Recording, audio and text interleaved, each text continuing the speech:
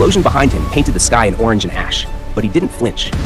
Fire had always followed him, not because he chased chaos, but because chaos feared being left behind. With slow, measured steps, he walked through the smoke like a king crossing his battlefield. The city trembled, not from the blast, but from the silence in his eyes. He wasn't born into power, he was carved into it. Years ago, he was just another name whispered in the cold alleys. A man with sharp suits and sharper instincts.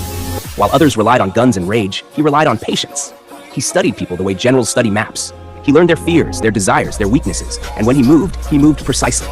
The cigarette between his fingers burned steadily, its smoke curling like a signature in the air. For him, it wasn't about destruction. It was about control.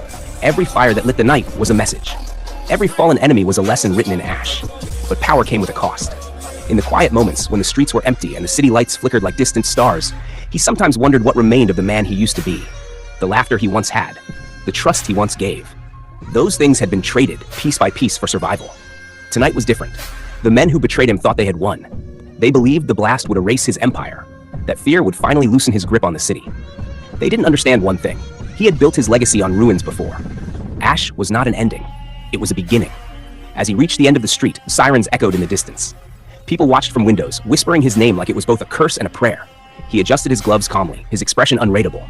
Strength was not in shouting. It was in standing still while the world panicked. A black car waited for him under the dim streetlight. The driver opened the door without a word. Loyalty like that wasn't bought with money. It was earned with respect and fear combined. Before stepping inside, he paused for a second and looked at the burning horizon. Not with regret, not with anger, but with calculation. This wasn't revenge. This was strategy. Tomorrow, the newspapers would speak of violence. Rivals would gather, trying to understand his next move. The city's powerful men would pretend they weren't afraid, but deep down, they would know the truth. He hadn't survived the fire. He had commanded it. As the car disappeared into the night, the flames behind him slowly began to fade. But the legend growing in the shade. A thin mist hovered over the cracked pavement. He walked slowly, cigarette glowing faintly in the dim light. Each step echoed like a warning. Behind him, shadows stretched long, twisting and crawling closer. It was just past dawn, but the city already felt alive with unseen eyes. He felt the chill creep into his bones, not from the cold, but from something that followed him. Every puff of smoke blurred the line between reality and fear. He quickened his pace. The footsteps behind him didn't. They grew louder, heavier, relentless. He dared to glance back, nothing but darkness, yet the sense of being hunted burned in his chest.